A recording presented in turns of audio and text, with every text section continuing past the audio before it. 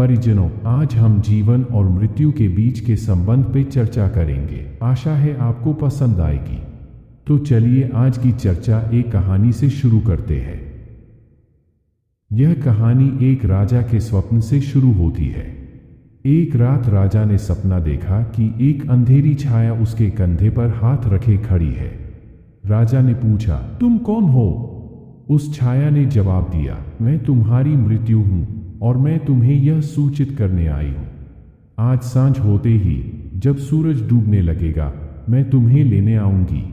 यह सुनकर राजा घबरा गया और उसकी नींद टूट गई। राजा ने सोचा, क्या इसका मतलब है?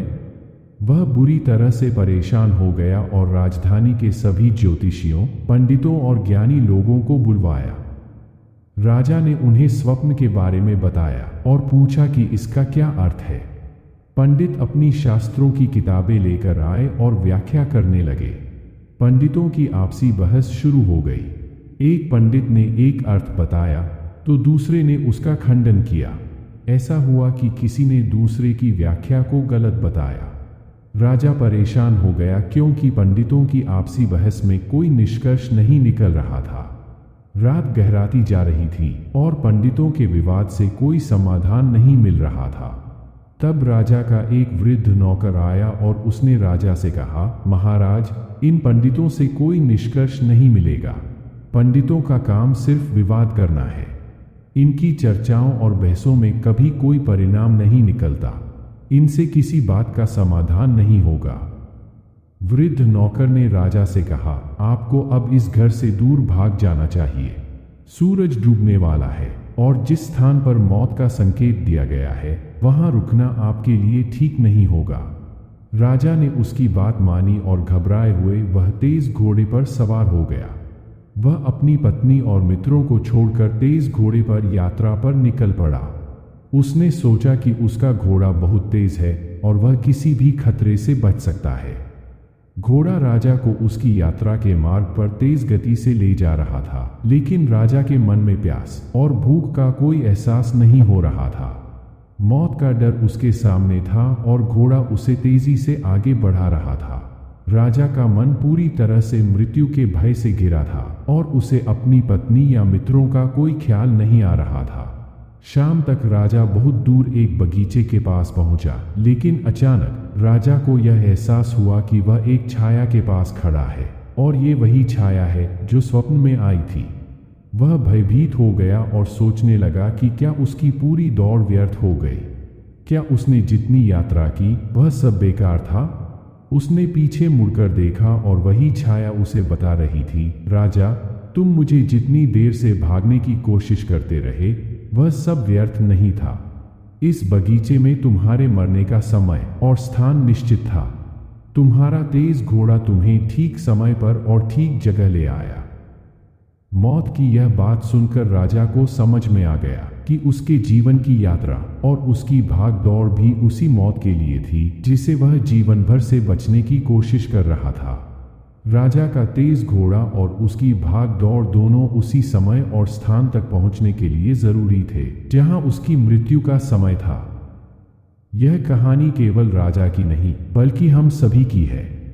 हम सभी अपने जीवन को मृत्यु से बचाने के प्रयास में रहते हैं, लेकिन एक दिन मृत्यु आ ही जाती है, चाहे हम उसे चाहें या न चाहें। इस तरह जीवन की सारी भाग दौड़ और प्रयास एक निश्चित समय और स्थान पर ही समाप्त होते हैं। यह कहानी हमें यह बताती है कि हमें अपने जीवन को सच्चे अर्थ में समझने की जरूरत है। जन्म और मृत्यु के बीच हम जो कुछ भी करते हैं वह जीवन नहीं है। जीवन मृत्यु के पार कुछ और है और यह कुछ हम अपनी आंखों से तभी देख सकते हैं जब हम अपने भ्रम को छोड़ दें। अगर हम जन्म और मृत्यु को ही जीवन समझते रहेंगे तो हम कभी उस असली जीवन को नहीं देख पाएंगे जो हमारे भीतर मौजूद है। गुरु और शिष्य की एक अन्य कहानी जो इस सिद्धांत को समझने में मदद करती है। एक वृद्ध गुरु और उसका युवा शिष्य एक घने जंगल से जा रहे थे। जंगल में रात हो जाती है और दोनों जंगल में खो जाते हैं। वृद्ध गुरु ने अपने शिष्य से पूछा, क्या कोई भय है? शिष्य ने जवाब दिया, नहीं तो कोई भय नहीं है। गुरु ने पहले कभी ऐसा सवाल नहीं किया था। सो शिष्य समझ गया कि गुरु के झोले में कोई न कोई कीमती वस्तु है जो इस भय का कारण है। शिष्य ने जब गुरु के झोले में देखा तो एक हीरा पाया। जब गुरु पास के नहर में पानी पीने गए तब शिष्य ने वो हीरा पास के एक पेड़ के नीचे गाड़ दिया।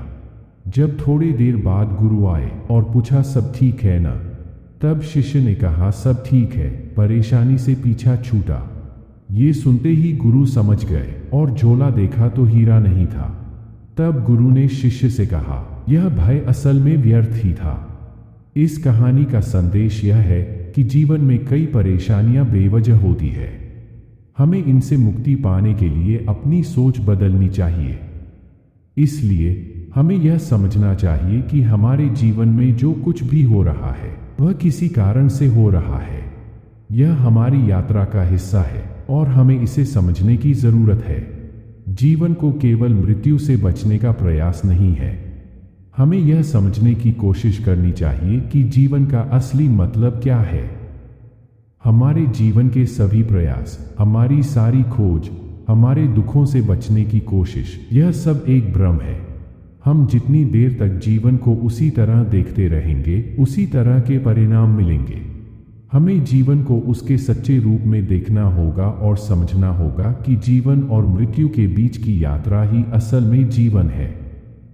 यह भी जरूरी है कि हम यह समझें कि हमारे जीवन की पूरी यात्रा, चाहे वह सुखद हो या दुखद, हमें उस सत्य तक पहुंचाने के लिए है जो हमारे भीतर ही मौजूद है।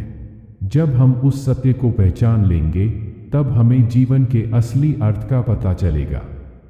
इसलिए जीवन को सही तरीके से समझने और जीने के लिए हमें अपने भ्रम को छोड़ना होगा और उसे देखना होगा जो सच्चाई है। जीवन को और मृत्यु को अलग अलग ना समझें, बल्कि इन दोनों के बीच के संबंध को समझें। यह समझ पाते ही हम जीवन के असली उद्देश्य को जान पाएंगे। आशा है आपको ये चर्चा पसंद आई होगी। हमारे चैनल को लाइक और सब्सक्राइब जरूर करें। प्रशंसा और समर्थन के लिए धन्यवाद।